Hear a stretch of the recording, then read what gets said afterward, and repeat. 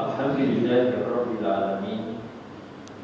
Arsala rasulahu bil huda wa dinil haq liyudhhirahu 'ala dini kullih wa kafa billahi shahida. Asyhadu an la ilaha illallah wahdahu la syarika lah wa asyhadu anna Muhammadan 'abduhu wa rasuluhu la nabiyya wa la rasula ba'da.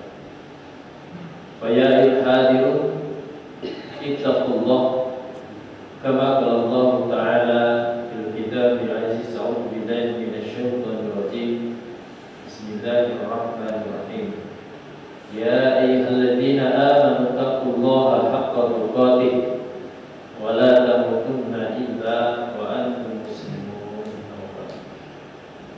Hadirin Bapak Ibu jemaah sekalian yang dimuliakan Allah, semoga Allah dirahmati tansah nambah syukur kita wa berkah saudara Allah Ta'ala pilih kesempatan yang menika kanthi sedaya limpah nikmat dipun Allah kesami sakit tepis kenal saking dawuhipun kewajibanipun dumateng kesami menjadi salat subuh kanthi berjamaah insyaallah kalajengaken taklim jam menika.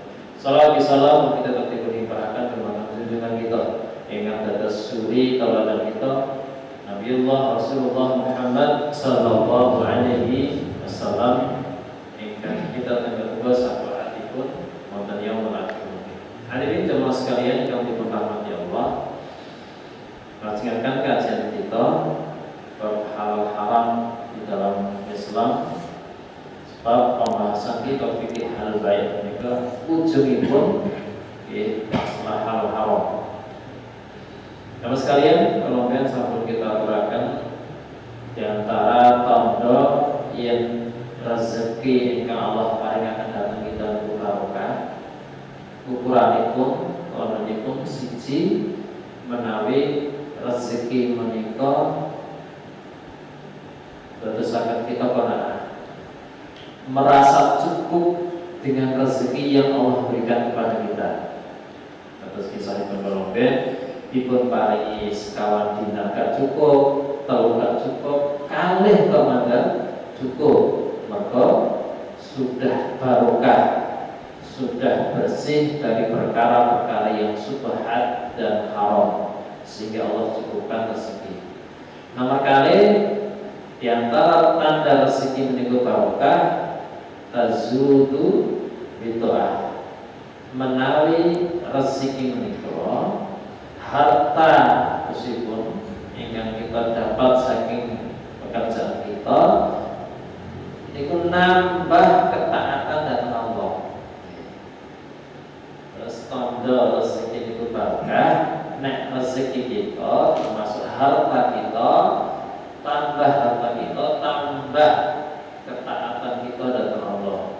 Sebab rezeki itu berbanding lurus dengan ketaatan. Tidak mungkin orang yang banyak makan haram termasuk yang subhat itu taat dalam ibadah pun mesti rusak, ada yang rusak ataupun sregep ning boten enten nilainya. Kata singkatipun meninggalkan Imam Al-Dhahabi wonten kitab Al-Kabair, ada satu kaulnya seorang ulama, waqad ruwi an Yusuf ibn Asbad tabi rahimakumullah.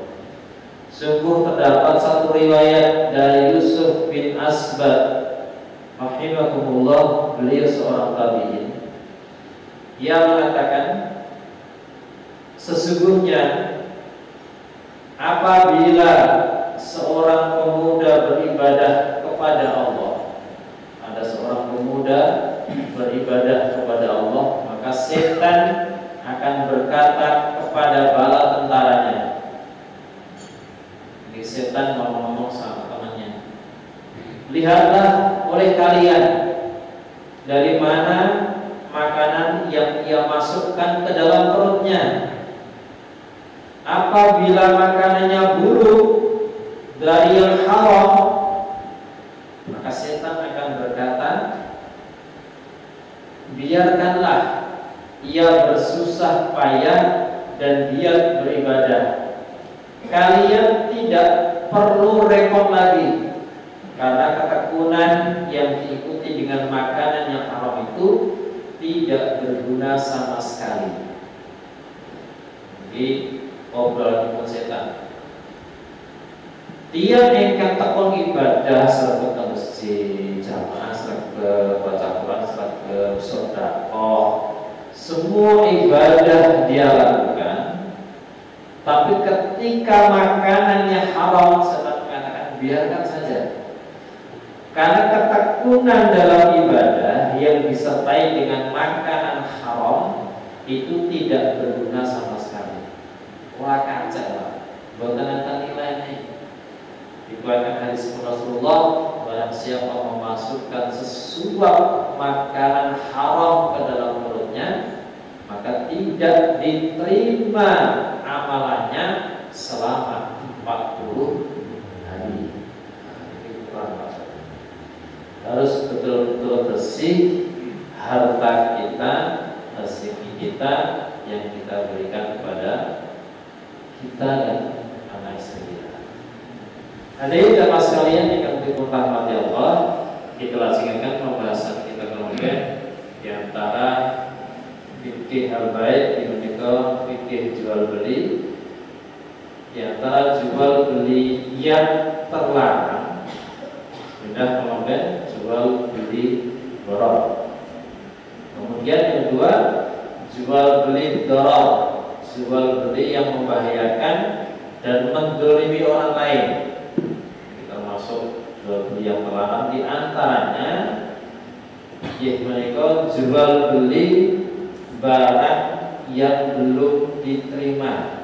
Nah, ini Pak, termasuk jual beli yang terlarang.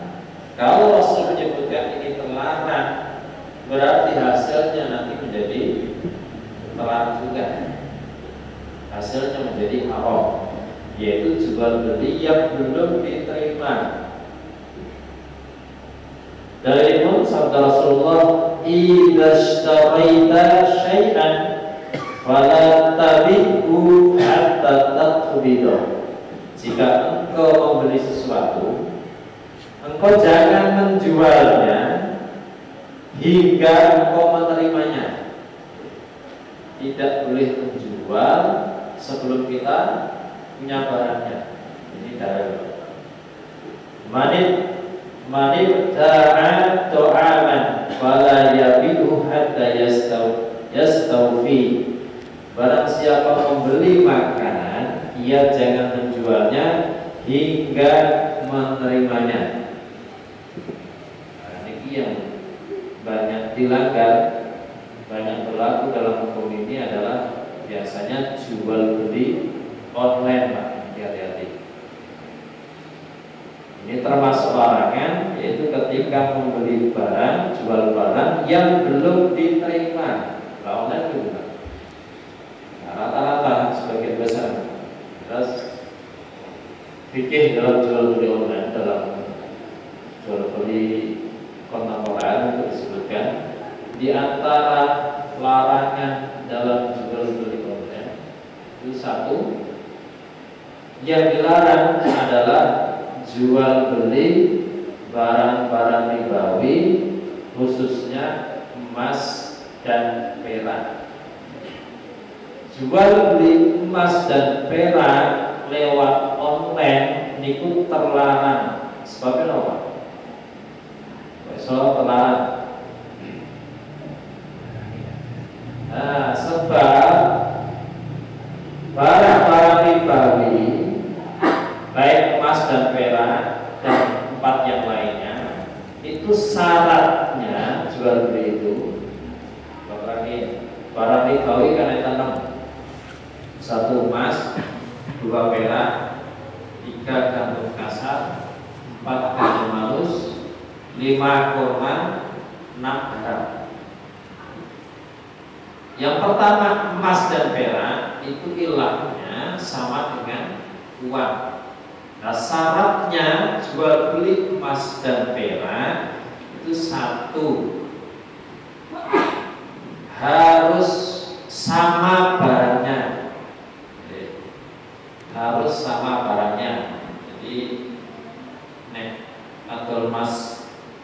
24 karat 10 gram ditukar dengan emas 18 karat 12 gram, hukumnya haram, termasuk riba. Kenapa? Jenisnya sama-sama barang ribawi, sama-sama emas, jumlahnya berbeda. Jadi syarat pertama, jual beli emas itu jumlahnya harus sama. Kalau beda, masuk riba. Dua, syaratnya harus tunai. Nah, jual beli emas itu harus tunai. Online sakit tunai boten sakitnya online itu cuma transaksi ini. Nek sakit pengen tunai itu COD. Ya, berarti datang bayar sakit tunai. Tapi secara online jual beli emas itu terlarang karena tertunda, tidak secara tunai, secara kredit, tidak secara terima barang dengan uang. Ini yang terlarang dalam jual beli emas. Kalau yang penting menghambat, jual pun menawi jual beli ada potongan. Hukum aslinya setiap jual beli itu boleh selama tidak ada dalil yang melarang. Jual beli itu boleh, muamalah dunia itu boleh, semua muamalah itu boleh selama tidak ada dalil yang melarang. Sebaliknya, kaidah usulipun, seluruh ibadah itu haram kecuali ada dalil yang memerintahkan. Jadi semua ibadah itu terlarang, semua ibadah itu haram kecuali ada dalil yang memerintahkan. Tapi masalah muamalah, masalah dunia terbalik. Semua jual beli itu boleh selama tidak ada dalil yang melarang. Tapi berikan enten potongan harga. Nah, selama tidak ada dalil yang melarang, boleh. Bahkan dalam syariat Islam fikihnya itu boleh menjual barang dengan harga seberapapun. Berarti lipat oleh. Berarti lipat pindu 100% asal benar. Boleh. Terus satu tuku motor harga 5 juta, dijual payung 10 juta. Boleh enggak? Boleh. Selama tidak ada penipuan, tidak ada borok. Kalau ini pernah terjadi di zaman Rasulullah. Isaiah Urwah atau kalau Rasulullah hanya numbas mendo, punya uang diberikan Rasulullah 1 dinar. 1 dinar oleh Urwah dibelikan kambing dapat 2. 1 dinar itu loro.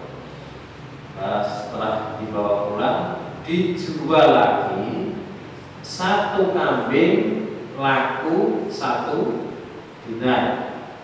Berarti kambing 1 modalnya 1 dinar untuk produksi loro kemudian didol siji payung 1 dinar DT Bali untuk tambahan dusnen. Nah itu dalil boleh berarti oke, boleh selama tidak ada penipuan dan borok. Contoh boleh bisa pun Abdullah bin Zubair. Terus dikisahkan Zubair itu membeli tanah hutan itu seharga 1.700. Kemudian tanah itu diberikan kepada anaknya, namanya Abdullah bin Zubair. Lah oleh anaknya Abdullah bin Zubair itu dijual laku 1.600.000. Lipat berapa? 1.700 tukune dijual payu 1.600.000. Lipat ya. Oke, ya, oke. Nah, ini dalil boleh mengambil untung besar selama tidak ada penipuan dan borok, termasuk potongan dan sebagainya. Yang terlarang dalam jual beli emas itu 1, ketika barter itu jumlahnya beda, nah, termasuk sing mas tukar tambah. Nah, tukar tambah ini termasuk terlarang. Amannya pripun? Didolse lagi di tukone. Beras ingatan, beras kan barang dibeli. Tukar beras itu kalau jumlahnya berbeda maka riba. Pengen aman gitu, tuku dan didolse lagi tukar. Nomor 2, dalam jual beli online yang terlarang kan satu emas, perak itu terlarang karena harus kredit, tidak bisa serah terima. Yang kedua, jual beli online yang terlarang itu karena menjual barang yang belum dimiliki. Nah, ini yang terlarang kan. Contoh, rasanya ini modelnya kan orang di barang nih suatu, ini caranya, nang toko, mau dipoto, jadi sandalnya dipoto, sepatu foto, pakaian dipoto, tanpa izin sing duwe. Dipoto ini terus di online ke. Nah, wis deal transaksi lagi ya dituku untuk lagi sing termasuk terlarang ini lah. Karena bertentangan dengan dalil ini, jual beli barang yang belum diterima, urung duwe barangnya adol. Kalau ngapunten nek atas BNP apa kan nggak mau. Nek untuk sepeda motor ditunjukkan sepeda motornya sing gawa sing tuwa boleh nggak mau. Yang pihak BNP harus punya motor dulu itu tukunan dengan pembiayaan gitu. Jadi ada barangnya, nanti lalu masalahnya gitu. Maka untuk menghindari jangan sampai ada terlarang dalam jual beli online, itu satu, barang harus dimiliki dahulu baru di online kan, itu yang boleh. Terus beli barang tapi tak online ke, barangku tak online ke, itu yang pertama boleh. Yang kedua, menjadi wakil dari reseller. Jadi pulau berbagai barang yang sudah ada kesepakatan, ada izin yang punya barang kesepakatan. Nah, ini yang diperbolehkan. Nek dereng gada belum dimiliki kok wis didol, nah ini terlarang. Tidak boleh dalam jual beli menurut Islam. Oke, sama sekalian, ini yang pertama, termasuk jual beli yang terlarang, yaitu jual beli barang yang belum diterima. Kemudian yang kedua, termasuk jual beli yang terlarang, yaitu jual beli najasi. Apa Pak? Jual beli najasi. Jual beli najasi ini kunek. Cara saniki jenenge entul, Pak. Jual beli najasa itu jual beli, yakni menawar satu barang dengan harga yang lebih tinggi dari pasaran, tapi tidak maksud membeli orang kartuku, purnawar paksa dua-dua dengan harapan sing nonton itu beda tuku. Nah, ini biasa nih apa nih Pak? Dengan pasar malam ini termasuk jual beli yang terlarang. Dengan Rasulullah wala tanajasu, janganlah kalian saling melakukan jual beli najasi. Apa kemarin? Terus biasanya pun penjual terus minum entul papat kolimo. Nah, entul ini nawarnya dulu-duluan. Pasar riban. Pasar riban lagi ya. Hati-hati ini termasuk terlarang. Lah sing liyane gen ketut. Padahal sing nawar iki golone ora kartu. Nawar sing dhuwur, sing nonton ben ketut tuku. Ben keplecok regane dhuwur. Itu namanya jual beli najasi. Ini terlarang dalam Islam.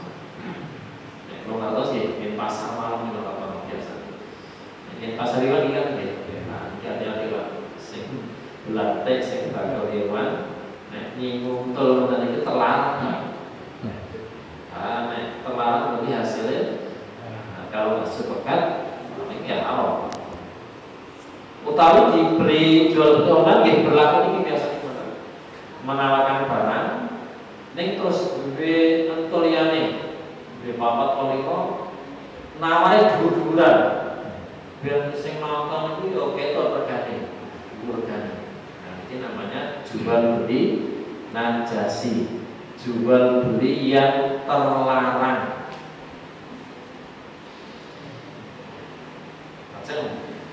Nomor 3, termasuk jual beli yang terlarang yaitu jual beli barang-barang yang haram dan najis. Jual beli barang-barang yang haram hukumnya untuk dikonsumsi itu termasuk terlarang, diharamkan. Innallaha harrama bai'al khamri wal maitati wal khinziri wal asnam. Rasulullah bersabda, sesungguhnya Allah mengharamkan jual beli bangkai. Haram, hasilnya haram. Allah mengharamkan jual beli babi. Haram, hasilnya haram. Allah mengharamkan jual beli berhala. Allah mengharamkan jual beli khamar, bangkai, babi, berhala, dan barang-barang haram lainnya itu haram untuk dijual belikan. Ini haram, hasilnya haram. Hadis yang lain Rasulullah bersabda, man habasa al-inaba ayyam al-qat'i hatta yabiyaha min yahudi aw nasrani aw mimman yattakhiduhu khamran faqad taqahhama an-nar 'ala basirah. Barang siapa menahan anggur pada hari-hari panen untuk dijual kepada orang Yahudi atau orang Kristen atau orang yang akan menjadikannya sebagai minuman keras, sungguh ia menceburkan diri ke neraka dengan jelas sekali. Barangnya halal ini, tapi kalau tahu itu digunakan untuk sesuatu yang haram maka jadi haram. Anggur, buah anggur halal atau haram? Halal, jelas. Hadis menekan jelaskan menawi anggur menekan dijual untuk minuman keras. Awak jangan ngerti lah. Yang anggur ini ditolak pabrik, anggur kolesol untuk minuman keras, maka hukumnya menjadi haram. Senajan hasilnya halal anggur, tapi karena dijual untuk sesuatu yang haram maka menjadi haram. Yang ini potong deh, babi jelas haram ya, hasilnya haram.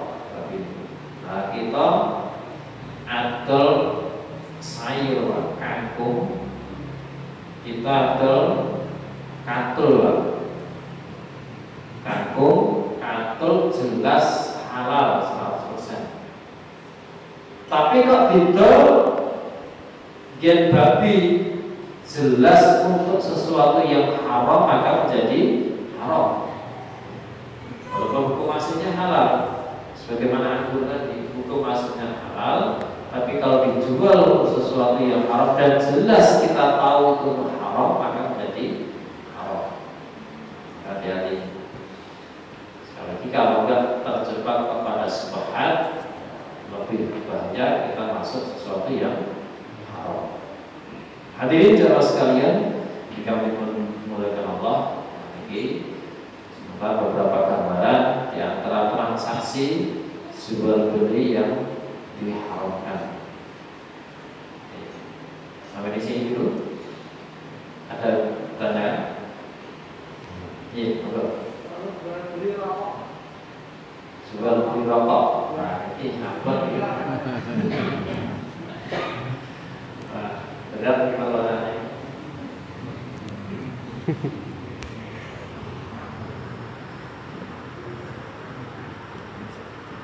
Rokok memang istilah sebagian mengharamkan, sebagian makruh.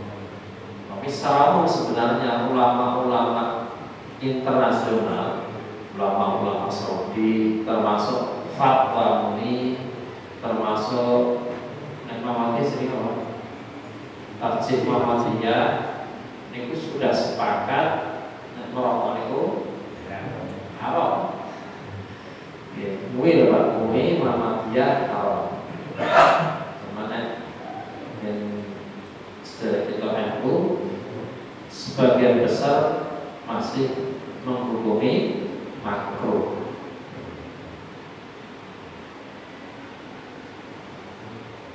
Mengapa mereka mengharamkan?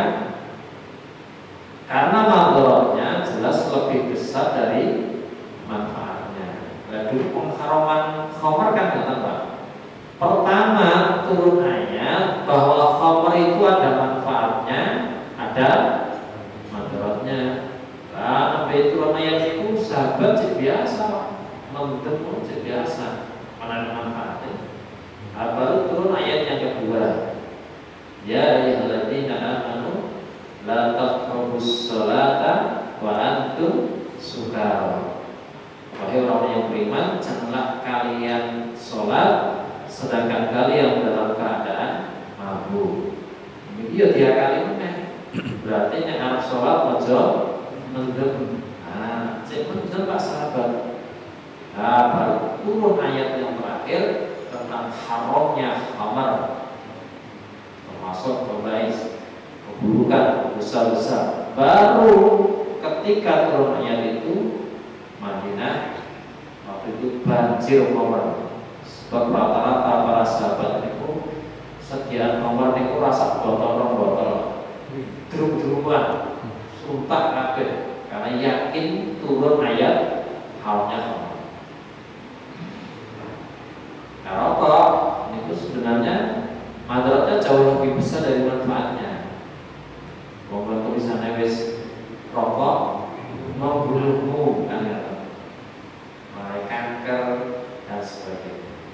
Dalam yang jelas ini tidak bisa dihukumi pasti karena sebagian ulama mengaku termasuk nahdiyin masih melakukan. Tapi saya pribadi termasuk yang mengharamkan. Saya nggak pernah merokok sejak lahir. Belum pernah merasakan rokok. Alhamdulillah bersentuhan dengan rokok. Bila alhamdulillah. Nah, kita meyakini pilih rokok itu haram, berarti termasuk jual belinya menjadi sesuatu yang haram. Kalau ada ulama-ulama, apalagi ulama-ulama Saudi, ulama-ulama besar, ulama internasional, itu hampir semuanya mengharamkan. Apalagi kan berarti ini masuk subhat, walaupun sebagian memasukkan makruh. Tapi itu cara mensikapinya, ya monggo, masih itu terserah kita. Nek pengen selamat, ya tinggal ya. Mulai kita terangkan menawi tingkatan kita pengen yang lebih tinggi, yang paling rendah iman mujmal, nomor kali iman kamil, nomor 3 iman kamil wal mustahab. Nah, yang paling rendah iman mujmal, iman secara umum. Yo belum tindak kewajiban, ning liyane yo seoga. Yo wis ninggalke dosa besar, sing dadi senengi ya seoga. Sing subhat, apa malah mau subhat.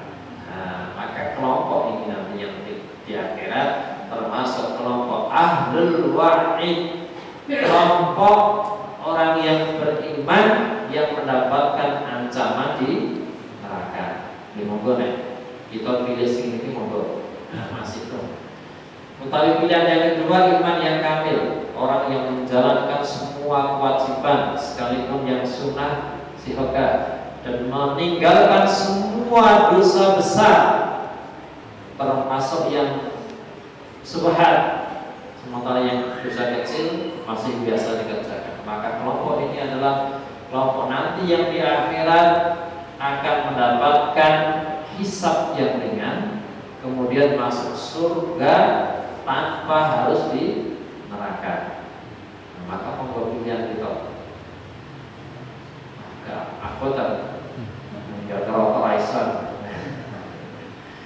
Berarti kita masih memilih ahlul wa'id, ahlul kelompok golongan yang mendapatkan ancaman neraka. Wallahu bisa.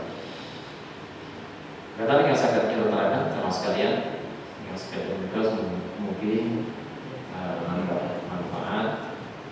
Paling wawasan kita, sebatas kita lebih berhati-hati dalam menggais rezeki. Jangan sampai ada rezeki yang haram masuk ke dalam tubuh kita, anak dan istri kita. Karena kita akhiri di dalam majelis subhanallah wa bihamdihi asyhadu an la ilaha illa anta astaghfiruka wa atubu ilaik. Assalamualaikum warahmatullahi wabarakatuh.